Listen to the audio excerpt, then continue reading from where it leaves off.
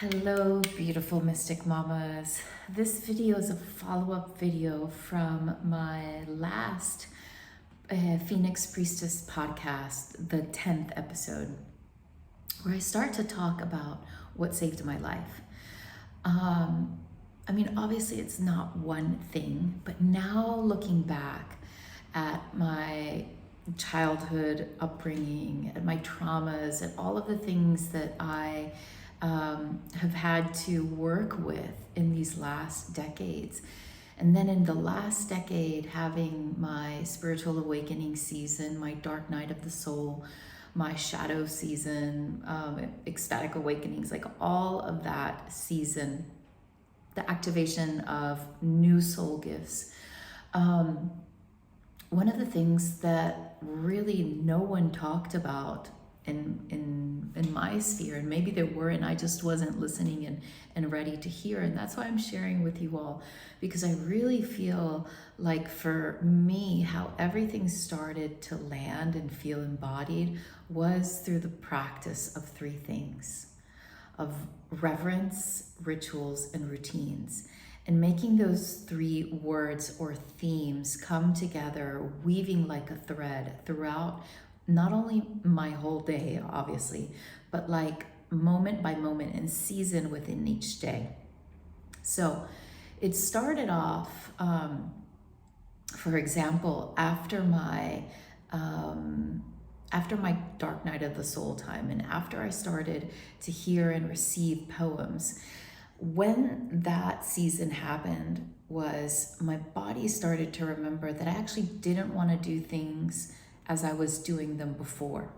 So something inside of me really like clicked in and said, I'm not going to schedule this time to actually work at this time. I'm really going to allow the flow of life moment to moment to teach me. And so if you are a generator in human design, and side note, if you want support in receiving your own sacred soul mandala, where I support you in seeing through numerology, human design, astrology, the archetypal medicine system, and then your whole, supporting you in your life in every single area to actually help you and remind you to tune into what feels right for you. Because there's so many ways to do a thing, and yet in each season, each one of us is also unique. So not only do we have our own sacred imprints and sacred codes, but in every season there are these alchemical changes that happen, and how can we work with those? And so during that season, I'm remembering like a time where I would be like cooking in the kitchen, and like I don't want to like listen to a specific song, or I would like hear my children playing in the background, and then I'd receive like another, like the beginning of a poem. And sometimes it was just like a word or like a feeling. And so I just stay with it, very focused on what I was doing. So the reverence, the awe, the mystery, that we're receiving messages and miracles and magic all of the time. So we just have to tune into them. The ritual is the intention setting. When I'm making the food, I'm really focused on it, but I'm also aware of the greater mandala of where I am, where are my children, what is it, the sacred space container of the sacred act of making a nourishing meal. And if I would get imprints of like a poem, I would just like stop what I was doing and I'd write it down. Because one of the things that that has always been mismatched is we grew up on somebody else's diet, which was you eat this and then you get that. So for example, I cook the food and then afterwards I'd write down the poem. That's the thought.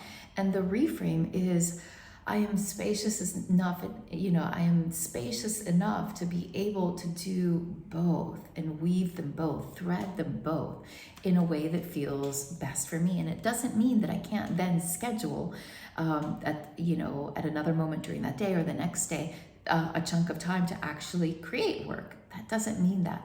But there's really a rewiring that's happening moment to moment. And the routines, like from when we wake up in the morning, noticing like, do we even have routines? And I'm not talking about routines like in the last era of like self-care, like you take a bath and you put music, or you get a massage a week, and your fingernail, your finger, you know the whole drill of like the last decade. It's been this push on self-care, and I've loved giving myself all of those things. But what really happens in the process of insourcing our sovereignty is we really remember that we don't really need those things. We can give them to ourselves if we want to, but even then, they're really not necessary. And the sacred rituals and the sacred routines that we really most need are the most basic ones. They're the ones that help us stay really, really connected when we wake up. Like, what are we doing? Like, when we wake up, where are thoughts going? So it's almost like we need a mind massage rather than a whole body massage. We need throughout our day practices that help our mind to like literally get a massage. Like right now when I wake up, I'm gonna think, I got this, I'm gonna do this, I'm gonna focus one thing at a time, etc., etc. I'm gonna follow through with that one thing that I really wanted to do today. And obviously it's really a dedication and a devotion with rituals and routines to actually get to the point. How do I say this? It takes time, sisters. It took me years. The first few years, there was so much resistance inside of me to actually do anything with reverence. There was so much pain still, even after my spiritual awakening time. Even after my spiritual awakening time, there was still a lot of pain, and there was still a lot of healing. And not to say that I'm done with healing. I don't feel like healing's ever a done deal. And we do have to start somewhere. And so my invitation to us is, if you're at the point where you're wanting to begin anew, you can start with one area of your life. Is it you just want to focus for a week or a month on your mind massages and really using affirmations, or using music, or using breathing exercises? What can you do to support your mind to have more reverence and not have so many old conditioned beliefs, or things that are not allowing you to move forward and even get to your own sacred routine of your body work, or what it is that how your body wants to move, or what nourishing meal you want to eat, or when you do your work, or how much space you have for silence, or how much space you have for connection with others, or what are the things that actually wake you back up. And so one of the things that I did was I just started adding one at a time, and I didn't fixate on how long I would do one at a time. I literally would just do one at a time until it actually really became a pattern. No, it wasn't 7 days, 14, 40 days. It just, when it didn't become a pattern, then what I did was I switched it up. I recognized that actually that wasn't true. Remember what I said? We were raised on somebody else's diet. Don't be raised on my diet or anybody else's diet.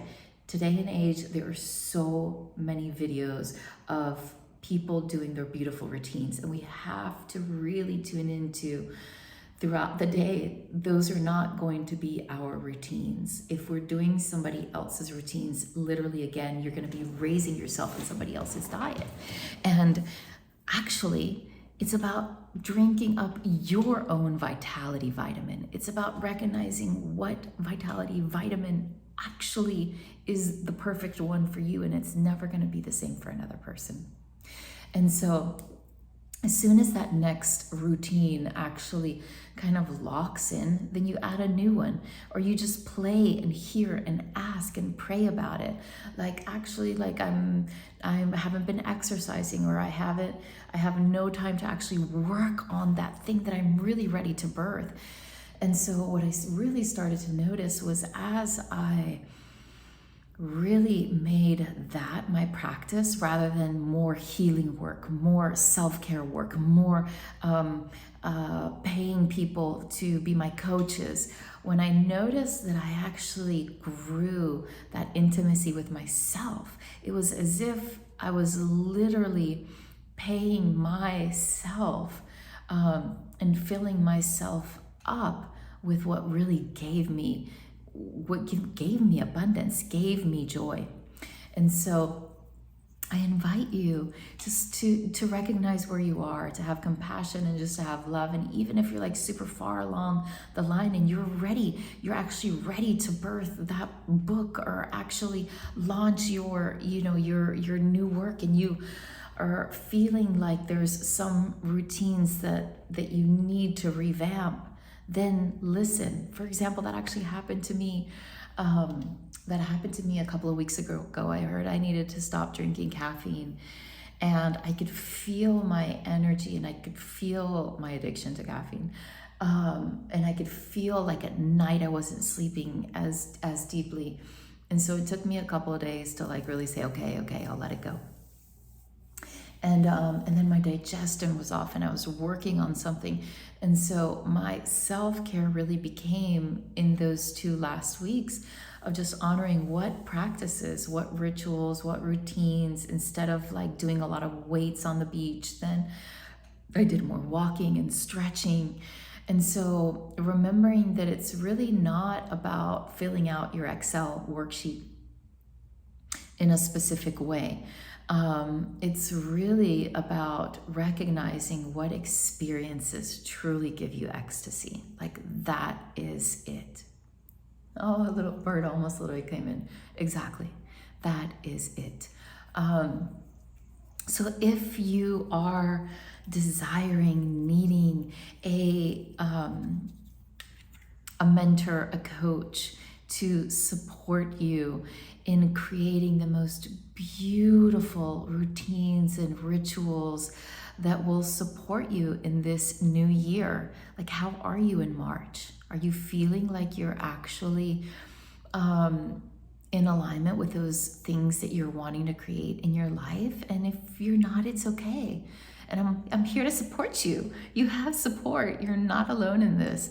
I love to hear my mamas when they have reactivated something in their life that wakes them up. It is the most joyous thing. It's like literally seeing what an orgasm looks like in person. Like there's like literally this swell of knowing that that person just like loved themselves up.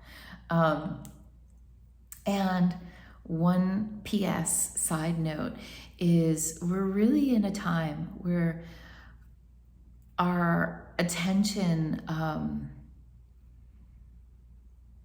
we're really in a time where it's like we're either giving our attention to the things that can create art or can create alchemy, or we're actually giving our attention to something that is actually sucking us dry. And so always remember that we do have ownership. We do have, I don't know if ownership is a word, but we do have the ability to choose.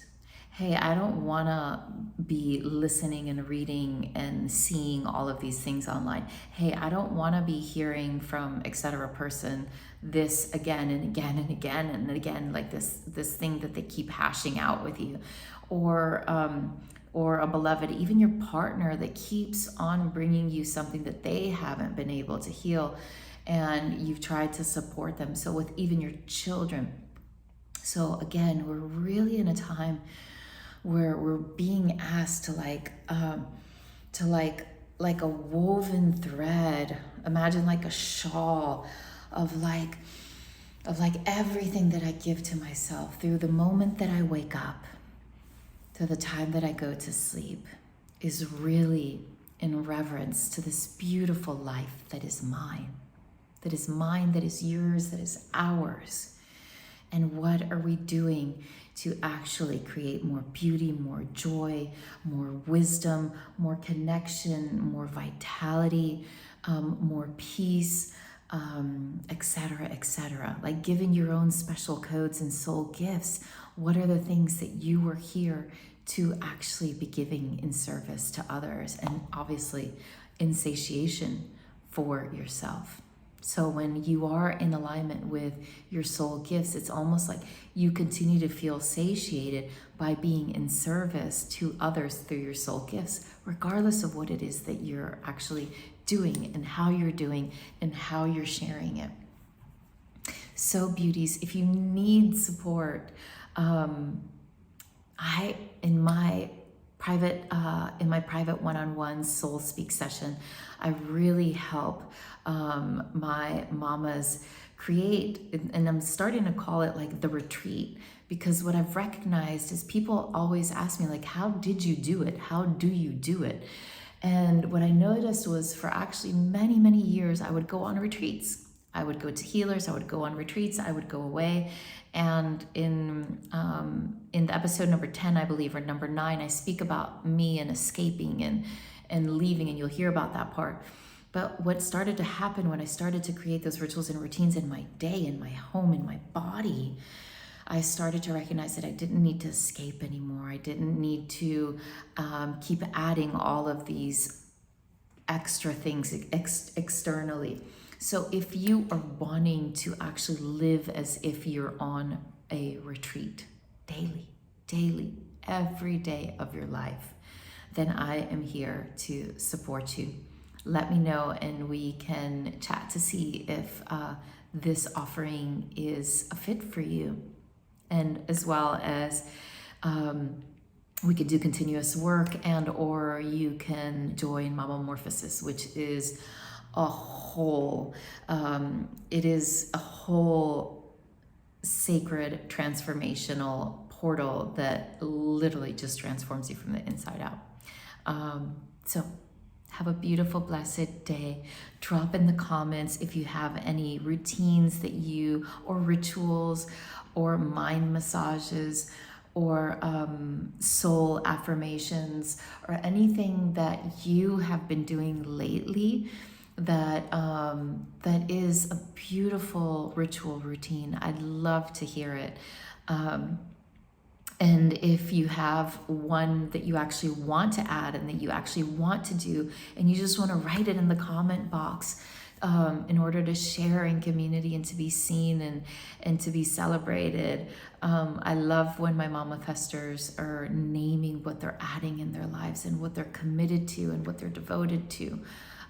Sending you so much love. I'd love to hear back. Have a beautiful, blessed day.